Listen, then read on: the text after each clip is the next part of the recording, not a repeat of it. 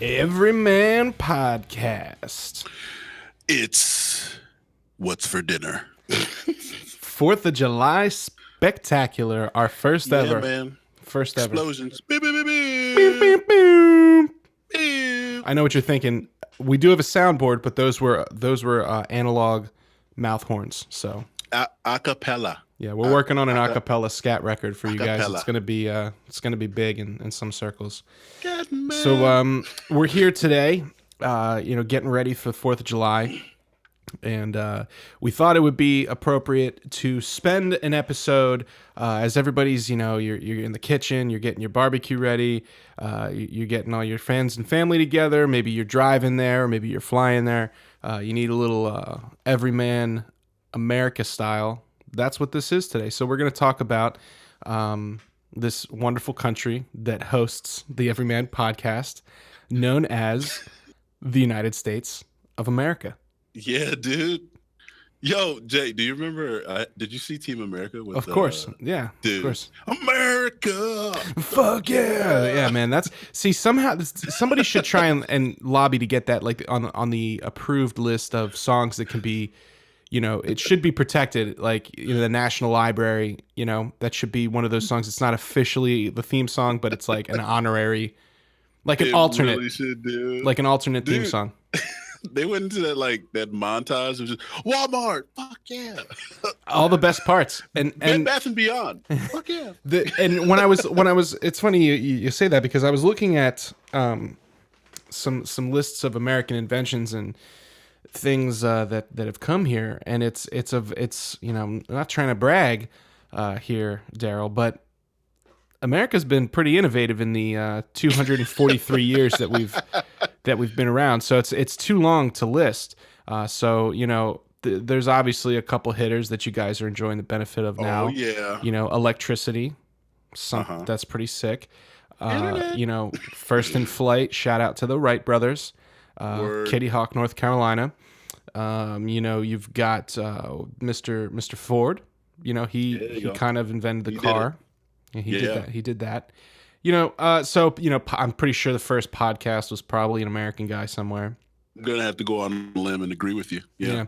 So it's Darrell and I talked a bit about this and what we wanted to discuss, and the real general theme that we think that is the most everyman ready everyman-esque is the theme of opportunity. And Darrell and I have both benefited greatly from the opportunity that has presented itself just as part of being here in this great country. And we're going to spend a little bit of time talking about that today. But first, I actually wanted to go through a couple little, the tail of the tape, if you will. Some fun facts about this great country. So obviously we're celebrating July 4th here, Independence Day. So the country was founded in 1776. The 4th of July was when we declared. And we've got 3.9 million square miles of land here. Love it. That's good for third largest country by area. That's heavy. Of mice and men, bro. It's hard. It's hard to estimate the weight of that, but I would expect it to be rather heavy. So maybe we're like the third heaviest country. Yeah. Not by personal poundage, but maybe by the country's weight itself. Whoa, yeah. Then there's an estimated 330 million people that operate on that 3.9 mil. So we're packing them in. Yeah. But we do have some beautiful open space here. We do. Something that really stood out to me is actually a number that I thought would be a lot higher. An estimated 3 billion with a B. Would it be? 3 billion pizzas are sold every year. Really? Yeah. 3 billion pizzas? That's it? Yeah. Bro. I mean, I know myself. I put a healthy, crack in that number right there. So, but 3 billion? That's it? I know. Dude, I feel like I feel like that's just like half. Like that's like a superfood. Like, dude. Does that include? Does that include frozen pizzas? Like, that's my first question. Is like, right? Are you just talking like ordered pizza? Yeah, those numbers get lost, man. The P Huts and the Domino's, and all Yeah, the dude. wonderful, shout out to Sports Pizza here in my hometown. It's the best. And yeah, 3 billion pizza seems a little light to me. I would think it'd be somewhere around the 8 to 10, but Super light. maybe we shouldn't be eating 8 billion pizzas. That's probably not a good. It's probably not a good look for the I don't everyman. know, man. I mean, with the way my hometown in Chicago, we got Geno's East, we got Giordano's, like those two. It's almost once you bite into it, you got to say, hey, I can see why now. So It's 3 billion. we've never gotten on the topic of pizza. So you're into the deep dish then, huh? No, here's the thing. It's like I'm a renaissance man of Okay. pizza connoisseurship, if that's a word, which I know it's not. You're But like a sommelier of um, pizza. yeah, dude. Like I get it in as long as it's pizza. It probably should run away from me Yeah. because I love it all, man. We're Deep dish, thin crust, specialty crust with houses, cheeses, and meats. anything you can put in the crust, I'll probably I'll be Yeah, okay dude. with. I Sure. I realized this when I was up in Providence, another beautiful old time town, old time town, old town team time. Town. In up in Providence, you know, there's not a lot of there wasn't a lot of good pizza up there, No? and no, How and so? Why well, not? I mean, we're in the golden triangle of pizza here: New York, New Jersey. I mean, we got pizza and hoagies and cheesesteak. I mean, we got some good stuff in this corridor. So we're Triangle, very bitch. the golden pizza triangle. So that's probably where a good third of those 3 billion come from is probably New York and New Jersey. As we know, the Amish, I don't know unless they're making Well, yeah, them they're not. them Yeah, homemade. I And I like don't goat think cheese or something. I don't know what's going on. well, you got cows, they got, goats. Yeah, they're probably eating goat cheese. But With yeah, all the trimmings, with all the trimmings, goat cheese with a little goat milk. little I little like hoof, to little hoof on I it. like to try and double down on my goat meals. A little goat cheese, a little goat milk, and just a little Few, goat. a few shingles of hoof on Hmm. the Yeah, I like back to of it. just That's trim a it. little hoof onto my That's goat. it. My goat. Ah, Man, those goats, they have it coming. They've got those weird eyes. They're aggressive. yeah, dude. Hopping They'll over fight shit. you. They will eat What's up with that? the bumper off your car. I would easily put goats in the same category as raccoons as far as the everyman animal blacklist is concerned. Yeah, especially mountain goats. That shit's crazy, Oh, those things are insane. They're climbing verticals. dude. It's unreal. Like Unreal. they're so close to taking over the world if they could just get their shit together. Again, Yeah, goats and man. raccoons, you're close, but it just goes to show, humans, we've got the upper hand when it comes to fighting goats and raccoons. But America, opportunity in America. So, Darrell, as someone who is an athlete and also extremely intelligent and technically proficient and skilled, as Yeah. well as creative. How do you feel that the idea of the American dream or just opportunity in general? How do you feel like that impacted your life growing up? Yeah, dude. I mean, just you gotta first of all freedom to do that, freedom to have the opportunity to, make a better life for yourself. Just in America is one of those things that you have to, hold, dear and true to your heart. For me specifically, being able to go through high school, you know, graduate with honors, go to Notre Dame, one of the best, collegiate institutions in the country. Graduate with a degree in computer science and English double major. Go to grad school for operating systems, dude. Like it's, you know, and all afforded, by my gift being able to play football. I mean, that's pretty cool. And then to not only stop there, be blessed to go on and play professional football in the NFL for 6 seasons, and then And we talk about this all the time, Brother Jay. We talk about the cosmic canoe. You know what I mean? And it's not only, having the opportunity to play and the doors that football has opened up. It's also about the people. You know what I mean?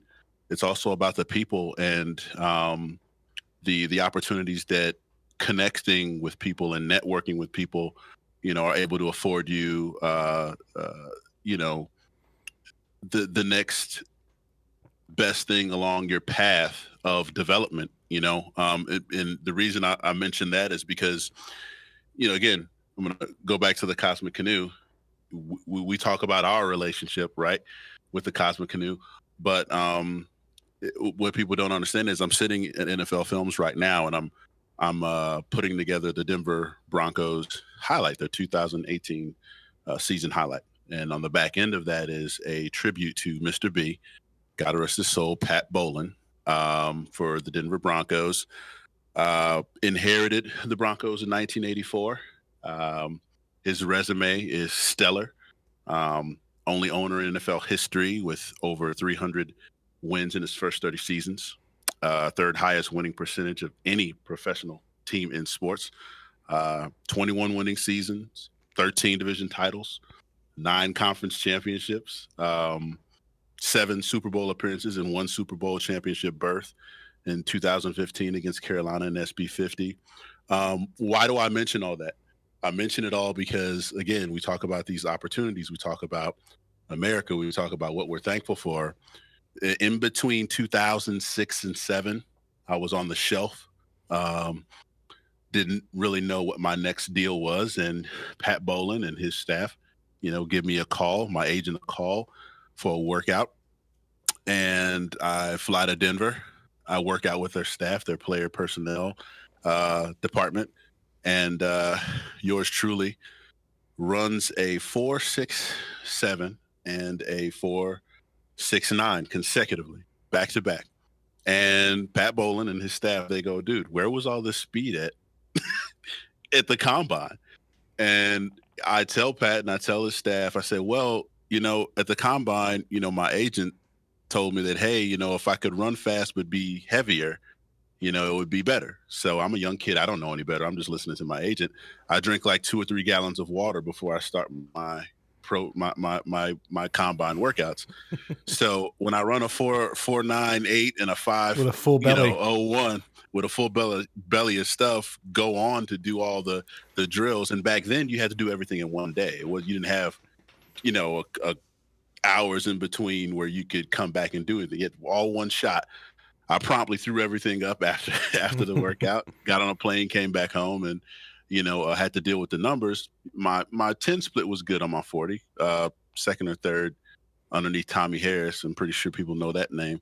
But why do I say all that? Again, if it wasn't for Pat Bowlen and his staff, not just taking those numbers and just saying, hey, we got a guy that came through and did great for us working out, but he told me, hey, you know what? We might not have a spot for you here. We might not. They kept me for a couple of days. It didn't materialize, but we will make sure that these numbers are put, out there on the wire and people know exactly what it is that you did here. They could have easily not done that. Wow. Well, those numbers get into the hands of the defensive staff with the, Tampa Bay Buccaneers. Their defensive line coach gives me a call maybe a week and a half, 2 weeks later, and says, so what's this I hear about you being 200 and almost 290 pounds running these numbers? Where was this at the combine? I got to see it for myself. I fly out there. I do the same thing. And they hold me for a few days. Nothing materializes. They have a guy by the name of Javon Hay, who's coming from Cleveland at the time. And they end up signing him, holding me for 3 or 4 days. Mark Dominic is the general manager of the team then. And he says, listen, you really made it hard for us with these times, but don't worry. We know what you did. We've got you on our short list, and, prayerfully something happens. I go home and Javon Hay has some type of ailment. Maybe a week later, I'm with the Bucs for 2 seasons. That turns into Baltimore in 09. I go to Canada with Mark Trestman. Mark Trestman, I win a Grey Cup with him. come back to good old Philly.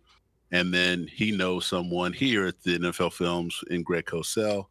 And the rest is history, man. And then I start my technological production career, and I'm sitting on the podcast, the Everyman podcast, with my brother Jay, and you see how it all the dots are connected. Yeah. If that doesn't happen, It's incredible. If I'm not in America, you know what I mean, Yep. being a part of that, we're not talking right now. So No.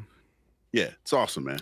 It's amazing when you can look at your life and you can kind of follow one thread all the way through. And it takes, like, sometimes when you're in it day to day, it's like, what the fuck am I doing? Like, I don't, what am I going to do? And you can't, you got to think about it day to day, but it's good to look back sometimes and just kind of retrace your steps, and you can see how it all comes together. And I think it's really something special about this country is the ability to get on a plane and go to Colorado, and then go to Chicago, and then go to Tampa for opportunity, for whether it's for business or personal or travel. I mean, we really have a gift here with this all this land here, and everything's connected, and we can just freely travel wherever we want. We don't have to we don't have to pay visas to get to different areas. If you want to go see a desert, you can go out to Nevada. If you want to be cold as shit and see some glaciers, you can go up to Alaska. Like we've got Chicago. Or Chicago, yeah, or Chicago, or Pittsburgh, or like Buffalo. We've got everything you need here, and you can go down to beautiful Miami and get some palm trees. Oh yeah. I had a similar experience here with regards to my health, and when I was 22 years old, I needed to have I got to a point where I had been terminally ill for a number of years and bedridden due to hypertrophic cardiomyopathy, which is a heart disease that affects your ventricles, and essentially, long story short, it makes it hard for your heart to pump blood out to your body that's oxygenated to keep your body going. So it's like it's like disabling 3 lanes on a 4-lane highway, and then making it rush hour. We had gone to every local cardiologist, every big, from Boston to Delaware to New York, Philadelphia, everywhere. And had an opportunity to go to one of the best clinics in the world at the Mayo Clinic out in Rochester, Minnesota, where I was one of the first 50 people to have an experimental surgery called a transapical myectomy, performed by the president of the Thoracic Surgical Association of North America, Dr. Herzl Schaff. So he's actually the number one at the time. He was the number one thoracic surgeon. A thoracic surgery means open heart or open chest surgery, and I got to benefit from not only the best concentration of medical science in the country, but that's the hub for the world for experimental procedures, whether it's cancer treatments or bone healing, and anything, genetic stuff, stem cell research. They're at the cutting edge of everything. And when I was there, they literally flew doctors in from all over the country, all over the world, came to see what was going on with my situation. And, here, if something's not going your way, whether it's your health or you're in the NFL in between teams, hey, come to Colorado. Doesn't work out. Well, there's 32 teams. I can go try out in Tampa, a couple hundred miles away. That doesn't work out here. End up in Philly, end up here, end up there, end up in, wherever. It's the same thing with my experience with my health, is that I had the flexibility to be able to get to somewhere like that. Mm-hmm. And there's no limit on what you can achieve with your personal life or your professional life here in this country. It's just it really is about how you use all these tools you have. And someone like you, that to me is really a defining the American dream, which is you found a way to access the education and the knowledge that you may not have otherwise been able to achieve through sport. And it's one thing to get there on your athletic credentials, but to exceed and be at the top and then continue to go past that. I mean, that's like, if there was a limit, you would have hit it. Oh yeah. I mean, easily. If there was a system in place to keep you just playing sports, because that's all that we want for you, that you'd be, like I said earlier, you'd be, some countries, they'd have you like, fighting bears or something. Like you would like oh no, he's literally fighting bears, right? Like, oh, he's born big, so he's gonna fight bears, or like, oh, he's just it. He's good at building cosmic canoes. He's gonna be our canoe guy. But like, I want to be a fucking I want to be a dentist. What if I want to be a dentist? You can't be a dentist. Yeah, dude. I don't want to fight bears. No. And I don't think no offense, bro. With those hands, I don't think you'd be a good dentist at all. No way, man. No way. These talons are used for other things, man. You would need like a robot. Like a large robot with just smaller hands to actually operate like that. I think that'd be pretty funny. Might probably do more damage. Oh! I can't imagine somebody's face like Darrell Campbell DDS walks in, towering over you. It's like, it's going to be a long afternoon. Yeah, that's it. But yeah, if you wanted to be a dentist, Darrell, you could be a dentist because you've got all the tools and all the pathways to get there. And the other thing is we have this great culture around sports here. Oh, for sure. That it's almost treated. I mean, in some regards, it's more celebrated than doctors and teachers and lawyers and firefighters and police officers and nurses and our servicemen and women and all the people that keep us safe and secure and healthy. But it's also respected in a sense that now you can look at somebody as not just an athlete where they have other things going. And it's like a platform for people, like you said, to get your moment in a new level and then see how far you can go with it. And right. That's the same way, music has been for me. Like I benefited from being able to travel, like you're saying with networking, travel to California and do business with people on the other side of the country and have great sponsors like Drumlight out in, Minnesota and, people supporting me and the band over the years from all over the country. Yeah. Opening up opportunities for us to go and play in places 6, 8, 9, 10, 12 hours away because we were able to communicate to them. And all that comes together for the epic celebration of 4th of July. Yeah, bro. That's what I think about. So when I'm cooking the dogs, and I mean hot dogs, this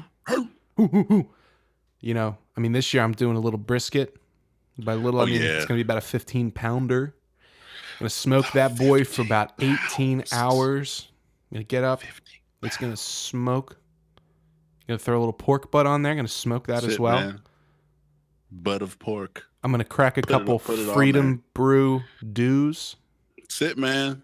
And I'm going to you gotta have dew in there, man. Listen, Dew, big if you guys haven't tried the Freedom Dew yet, it's blue, it's delicious, and it's made with 50 flavors inspired by all 50 states. America. If that's not everyman, America inspired the dew. If that's not everyman material, I don't know what is, Darrell. Yeah. It's So the Freedom Dew will be flowing. The brisket will be a smoking, and as we celebrate this wonderful country and everybody gets together to share time with their family and friends and break bread and crack brews and launch fireworks. I know I'm going this weekend. I'm going to buy some fireworks, some whirly goos and some spinny dings. Sit, man. I'm going to try and get as much explosives. Are you getting some single carrier deals there? Or are you going with the extra value packs? No, I'm going to go heavy on like big single explosives. You know, I Mhm. want to launch a couple, B rockets.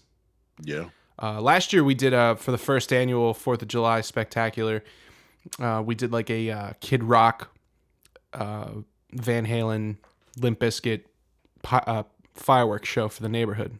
Nice. So we're gonna keep that going, of course. Got to. Just do a little, keep it festive. But we have to also say that the Everyman podcast, from the bottom of our hearts, we thank everyone, men and women in the armed forces who For sure. give up their time away from their family to carry out all the needs of the U.S. and all over the world. And I've got I've got a lot of members of my family, some really great friends. Shout out to Thodor, serving the country in the U.S. Navy. A lot of good friends that serve, and we appreciate you. We salute you, and wouldn't be a wonderful celebration without Yeah, man. honoring Wouldn't our. be America without those, No, without the servitude of those guys. You know no, what I mean? absolutely. Yeah. And next week will be an interview with a wonderful, talented musician, Mr. Mike Allen, aka Bobcat. He's a killer player and a great dude, classic everyman, athlete as well, Shred. and we're looking forward to that. So everybody, I hope everyone has a safe and happy and festive, everyman approved 4th of July. Enjoy it. Be Don't safe. Be don't safe. do anything Enjoy silly. it. Watch out for the fireworks. And in honor of the fireworks and this great nation, we're gonna play a little ditty here. This is from the Broforce soundtrack. So shout out to the good people at the Broforce game crew, and another week, another pod. Yeah, bro.